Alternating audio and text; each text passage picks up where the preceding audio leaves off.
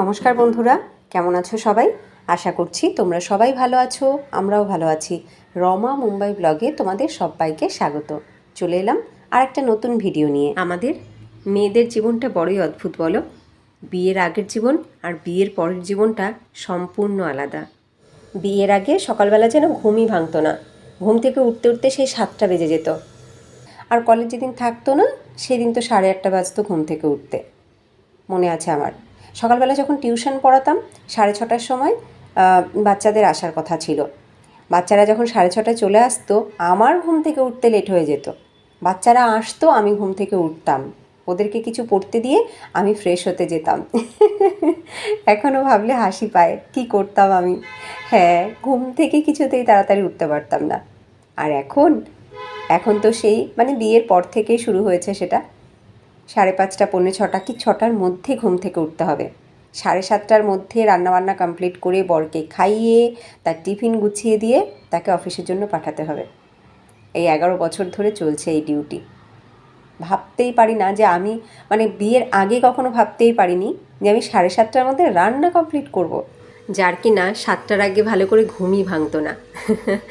কী যে করেছি বিয়ের আগে, আর এখন বিয়ের পরের জীবনটা সম্পূর্ণ আলাদা। বিয়ের আগে কোনোদিনও সেইভাবে ঘরের কাজকর্ম করিনি, আমি ঘর গোছানোর কাজ করতাম, কিন্তু ওই যে সাংসারিক কাজকর্ম, রান্না বান্না বাসন ধোয়া, না, কখনো করিনি। আর বিয়ের পরে সেইগুলোই তো এখন রোজকার ডিউটি, করতেই হবে, কেউ নেই করে দেওয়ার, কোনো দ্বিতীয় পার্সন নেই আমার ঘরে। আর হেল্পিং হ্যান্ড তো দূরে থাক। যেহেতু আমি বিয়ের পর থেকেই একদম বাইরে থাকি, আউট অফ ওয়েস্ট বেঙ্গল থাকি, নানান জায়গায় নানান স্টেটে থাকার সুযোগ হয়েছে আমার, এবং সেখানে নানান ভাষাভাষীর লোক। তো ভাষার একটা প্রবলেমের কারণে এবং একার ঘরে দরকারও নেই, সেই মনে করো কোনোদিনও কোনো হেল্পিং হ্যান্ড নেইনি। বাচ্চা হওয়ার পরে তো আরও বিশেষ করে ভয়ের থেকে নেইনি, যে ঘরে আমি একা, আমার অ্যাবসেন্সে যদি আমার বাচ্চাকে নিয়ে কেউ বেরিয়ে যায়, আমি হয়তো বাথরুমে রইলাম, আমার বাচ্চাকে নিয়ে যদি সে বেরিয়ে যায়, না, সেই সব ভয়ে আমি কোনোদিনও হেল্পিং হ্যান্ড বিয়ের আগে খুব ঠেকায় পড়ে, ওই মা যদি অসুস্থ থাকতো অথবা মার যে কাজের মাসি সে না আসতো, তখন হয়তো করতাম। জামা কাপড় কাচাটা, আমি আমার জামা কাপড়টা রেগুলার আমি নিজেই কাচতাম, ওটা মাকে দিয়ে কাচাতাম না।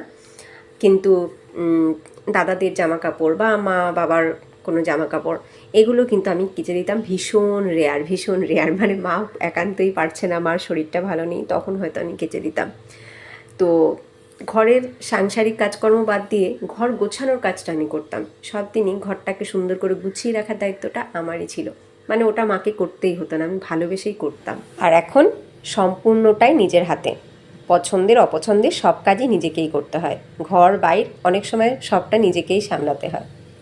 যাই হোক, আমার মনে হয় এটা শুধু আমার গল্প নয়, আমার মতন প্রচুর প্রচুর প্রচুর মেয়ে আছি যাদের বিয়ের পরের লাইফটা মোটামুটি আমাদের সবার গল্পই মোরলেস সেম। কেমন হচ্ছে গো?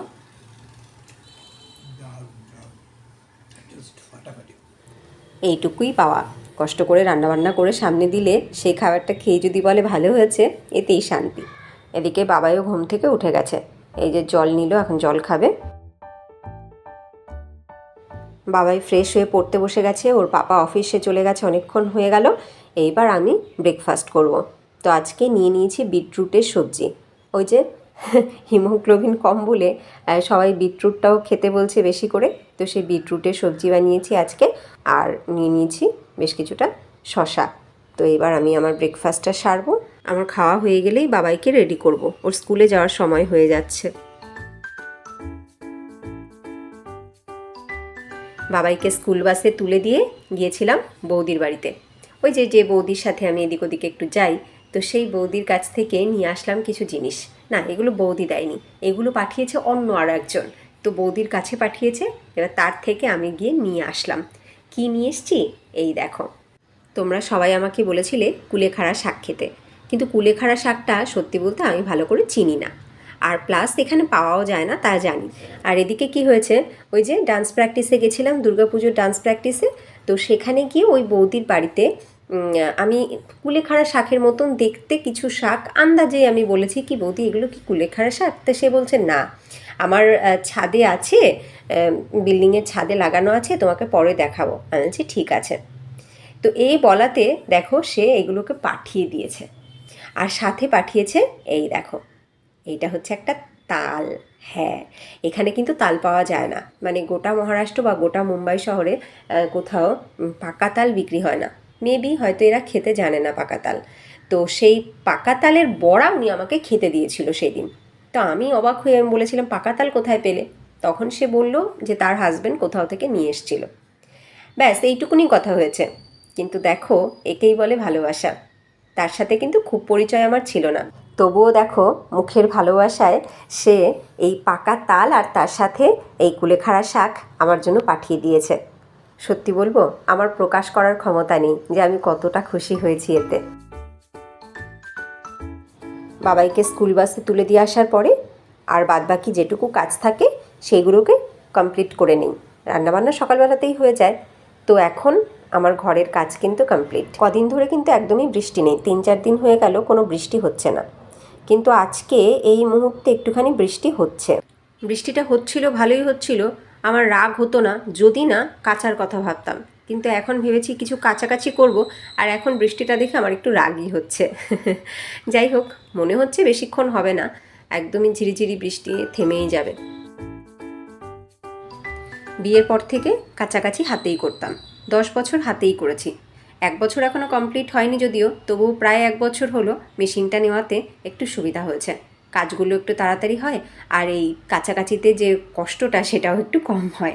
বিশেষ করে বিছানার চাদর, জানলার পর্দাগুলো, তো ভারী ভারী বড় বড় পর্দাগুলো কাচতে সত্যি খুব কষ্ট হয়। জামা কাপড় কাচার সময় এই বড়দের যে জামা প্যান্টগুলোর পকেট এইগুলো হাতাতে কিন্তু বেশ মজাই লাগে যদি কিছু পাওয়া যায়, কিন্তু ভীষণ ব্যাড লাক আমার, আমি কোনোদিনও ওর পকেট থেকে কিছু পাই না। এতগুলো জামা ভেতরে দিলাম, কিচ্ছু বেরোলো না। একটার পকেট থেকে একটু বেরোলো, ভাবলাম বোধহয় বড় টাকার নোট হবে, না বেরোলো দুটো টিকিট। আর এখন অনলাইন সিস্টেম হতে একদমই এদের পকেটে কিছু থাকে না, আমি তো পাই না। তোমরা পাও পকেট হাতিয়ে কিছু? কমেন্টে জানিও। বাবা ছেলের জামা কাপড়, জানলার পর্দা, কিচেনের কিছু সব একসাথে দিয়ে দিলাম।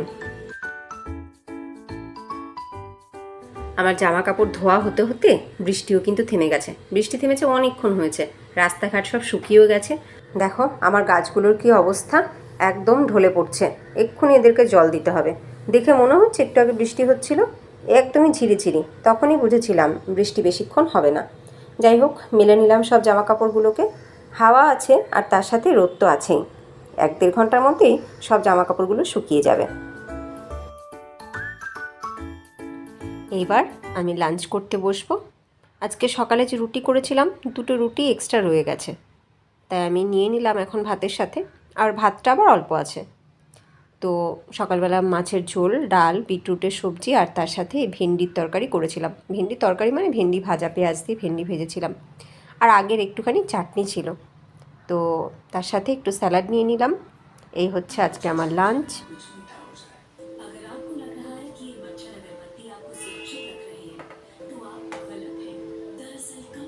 অ্যাজ ইউজুয়াল আমার টিভি চলছে, ওই যে টিভিটা চালিয়ে রেখেই আমি কাজ করি, তোমরা জানোই।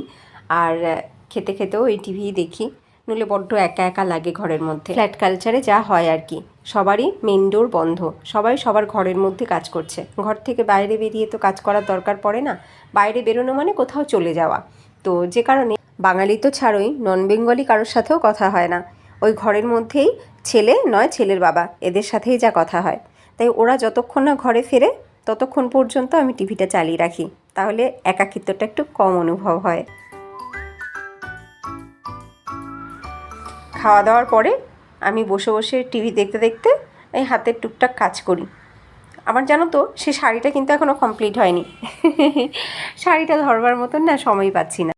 আসলে শাড়িটা একটা বড় সড়ো প্রজেক্ট, এবার ওই শাড়িটার বড় সড়ো প্রজেক্টের কথা যখনই মাথায় আসে তখনই ওটা ধরতে ভয় লাগে। অন্য ছোটো ছোটো কাজগুলো মনে হয় যেন আগে শাড়ি। তো সেই রকমই আর একটা কাজ নিয়ে বসেছি। দেখো, এটা হচ্ছে জানলার পর্দায় আমার ডবল রড লাগানো, তো সেই ডবল রডের ফ্রন্ট রডের জন্য একটা ঝালর বানাচ্ছি। এই কাপড়টা দিয়ে একটা সোফা কভার বানিয়েছিলাম, তো সেই সোফা কভারটা আমি বেশ কয়েকবার ইউজও করেছি। এখন ভাবছি সোফা কভার না করে এটা দিয়ে যদি ওই ফ্রন্ট রডের একটা ঝালর বানাই সেটা বেশি ভালো লাগবে, তাই এখন সেই কাজটা নিয়েই বসেছি।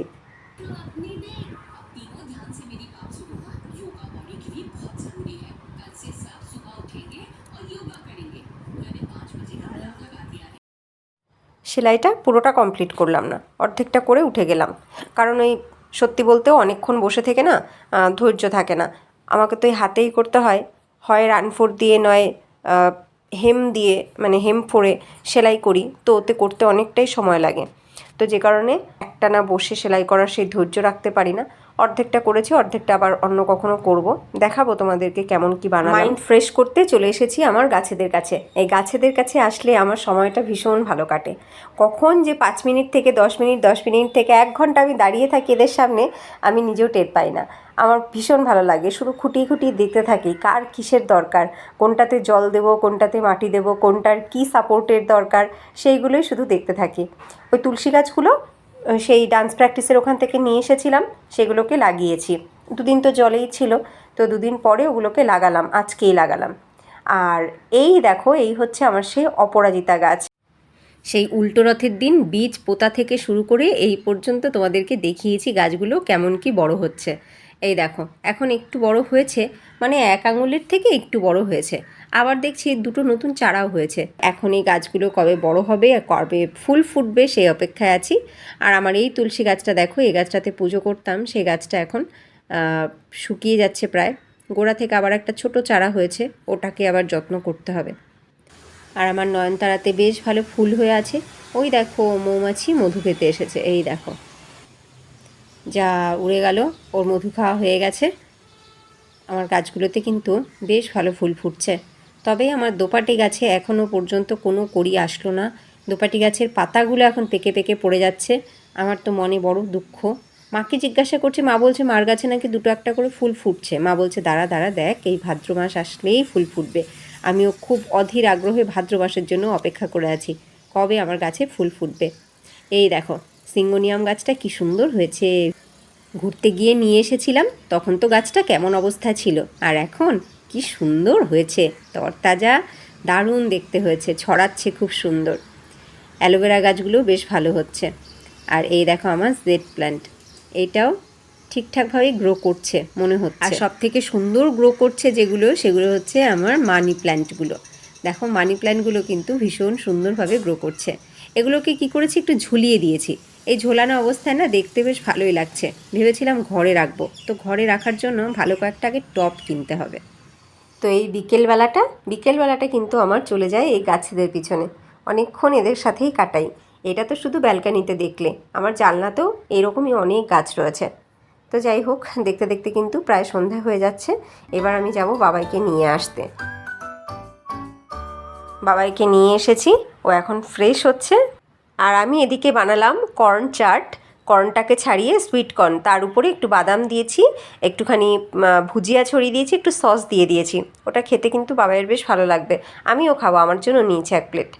আর এই যে বানিয়েছি হচ্ছে ফ্রুট স্যালাড, সব রকমের ফল কেটে ওপর থেকে একটু মধু ছড়িয়ে দিলাম। বাবাইয়ের তো ফল খাওয়ার মতন সময় হয় না, কারণ সকালবেলা ও ফল খায় না, আর স্কুলের টিফিনেও ও ফল নেয় না। তাহলে ওর খাওয়ার সময় কিন্তু এই সময়টাতেই।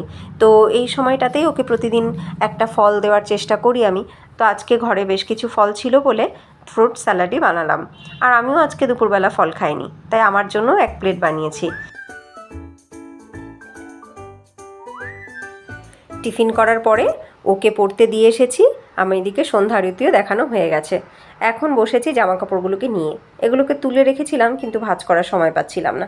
তো এখন আমি এগুলোকে বসেছি ভাঁজ করতে, আর ওদিকে টিভিটা চলছে। টিভি দেখতে দেখতে এগুলো ভাঁজ করছি।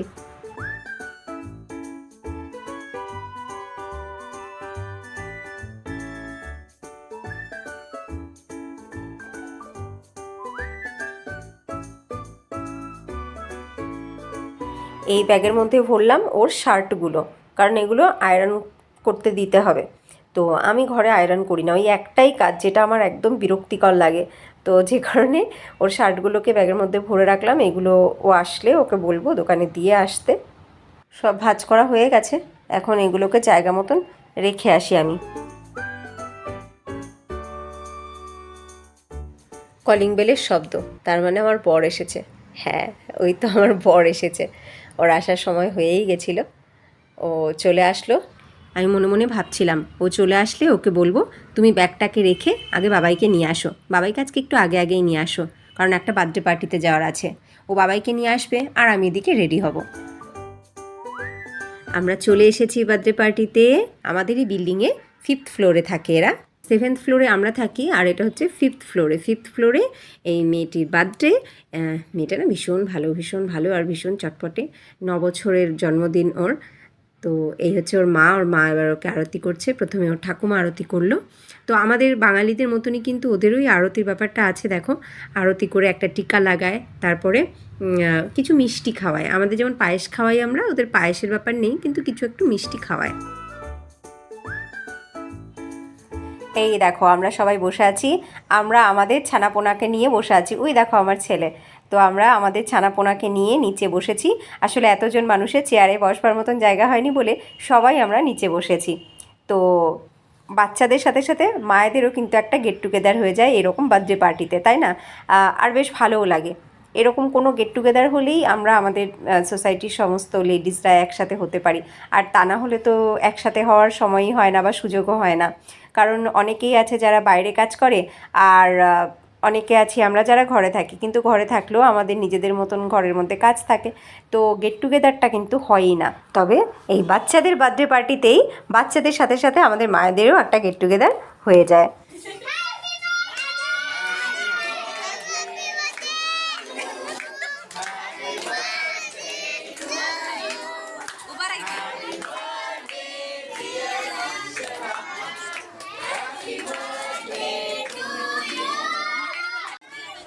কেক কাটিং হওয়ার পরে এইবার সবাই ওকে গিফট দিচ্ছে।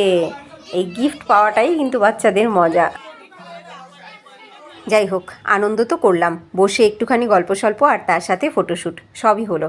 এইবার যেতে হবে ঘরে। ঘরে তো আমাদের সবার বড়েরা একা একাই রয়েছে, গিয়ে এখন খাবার বানাতে হবে, রাতের খাবার। চলে আসলাম বার্থডে পার্টি থেকে, ভালোই এনজয় করেছি। আমরা বড়রা যা এনজয় করছি তার থেকে বেশি বাচ্চারা এনজয় করছে। আসলে জন্মদিন তো বাচ্চাদেরই অনুষ্ঠান। তো যাই হোক, চলো ভিডিওটা আমি এখানেই এন্ড করি। তোমাদের যদি ভিডিওটা ভালো লাগে অবশ্যই লাইক করো, আর নতুন বন্ধুরা যদি তোমাদের ভালো লাগে লাইক করে সাবস্ক্রাইব করে সাথে থেকো। কমেন্টে অবশ্যই জানিও ভিডিওটা তোমাদের কেমন লাগলো। দেখা হচ্ছে নেক্সট ভিডিওতে। ততক্ষণ তোমরা সবাই ভালো থেকো, সুস্থ থেকো। টাটা।